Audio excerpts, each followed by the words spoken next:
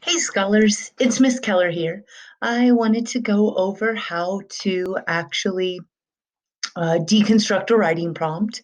And since we have massive amounts of DBQs and scientific ones coming up, I just wanted to go over the quick, simple steps of how to deconstruct a writing prompt for your information as you're working on your end of the semester um, finals. So here we go. Step number one, you're going to start by reading that prompt. Typically, the first sentence is going to give background information. So remember, first sentence, background information. Each writing prompt, usually in about the second sentence, starts where they're asking you to do something. So it's going to be the task or a request. And then finally, it usually gives you details in that third and fourth sentence on what needs to be used from the text. So next, we're going to be looking at a writing prompt just from English Language Arts. And I'm going to read it for us. The personal narrative, The Scholarship Jacket by Marta Salinas, examined choices that the narrator had to make. Write a response that analyzes what the narrator learns from the incident in the story. Use your annotated text to include at least two-sided details that support your reasoning. So we finished reading it, and now we're going to move on to step two. Step two now actually says, reread the writing prompt and annotate. So we're going to start looking for those unknown words, highlighting those words, using context clues. If we don't know the word, we're going to go ahead and use our resources, including like an online search, dictionary.com, or Google the word to try to figure out what it means. So we are going to go ahead and go on. So we are rereading it again, looking for what we don't know. So the personal narrative by Marta Salinas basically says, the scholarship jacket by Marta Salinas examined choices that the narrator had to make. Write a response that analyzes. I am pretty sure that a lot of people are going to say that analyzes is a word that they're going to struggle with. So highlighting that, not underlining it. So we're going to go ahead and highlight that word. So analyzes, not a word we know what it means, or maybe one that we struggle with because it is that academic vocabulary. So highlighting, analyze, and then making sure to use our resources. As we use our resources, we come up here, we go to a new tab, dictionary.com, type in analyze,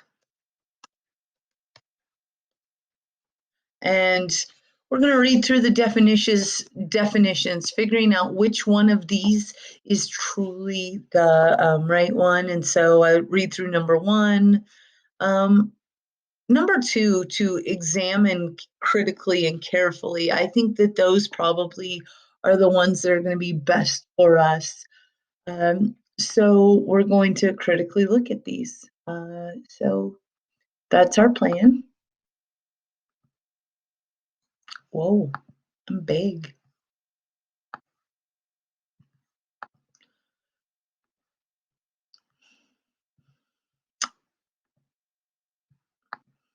Step number three is actually going to be to circle verbs. And so we're going to circle any verbs. Remember, a verb is technically an action word or state of being, but we're looking for action words in this one. We're going to underline a noun or a noun phrase. Remember, a noun is a person, place, thing, or idea. A noun phrase is going to encompass several nouns in it, or what we're going to be doing with the verb. So going back into reading this, we're going to be circling, and then we're going to be underlining noun phrases. So the personal narrative, The Scholarship Jacket by Marta Salinas, examined, so circling that, I'm going to circle in red, choices that the narrator had to make. Right, because that's telling us what we're going to do. We're on the second sentence. So the first sentence was background information. Now we're going to look at what we actually need to do. So we're going to write a respond that analyzes. We figured out that it's a verb when we looked it up on dictionary.com. What the narrator learns from the incident in the story. It then says to use. So we're going to circle that. We're going to circle use your annotated text to include. So we're going to include at least two-sided details that support, and circling support. So now that we have that done, we're going to now underline. So we want to make sure that we're underlining them. We're going to underline in a different color. We're going to have a great rainbow unicorn beautifulness here. So what did she examine? Or, she examines what choices that the narrator had to make. That's important. We're going to write, what are we going to write? A response. That response is going to analyze what? Well, it's going to analyze what the narrator learns from the incident in the story. Next, we're going to use our annotated text. And finally, we're going to include at least two cited details, and those are going to support our reasoning. And so we do have this in here. So now we're good to go. We're now going to take this and we're going to make a checklist of what we all need to do in order to be successful in this task. So looking at this, I like to make just a really quick checklist of what we need to do. And so we're going to break it apart into two different areas, knowledge and skill. I like to do that because we need to know basically how to cite. And so we would refer to our notes if we don't remember how to cite a source. The knowledge we have to have is what a noun is and a verb, or basically the idea that we have to have the annotated text. So we need the knowledge of annotating a text. And then after we have that knowledge, we have to be able to write a response, which is actually a knowledge-based because we have to know how to do it.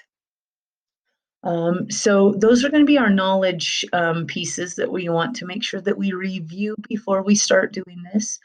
If we come on over here to skills that we're going to have to do very similar to this, we're going to have to be able to write. Usually in an academic one, we're going to restate, answer, cite, and explain. So those are important for for when we look at the skills we need to know. After that, we have to be able to parenthetically cite a source. And then finally, we have to be able to, the skill has to be able to revise and include two pieces of evidence, as well as we're going to have that explain portion. So we have to make sure that we have a warrant explaining our citations.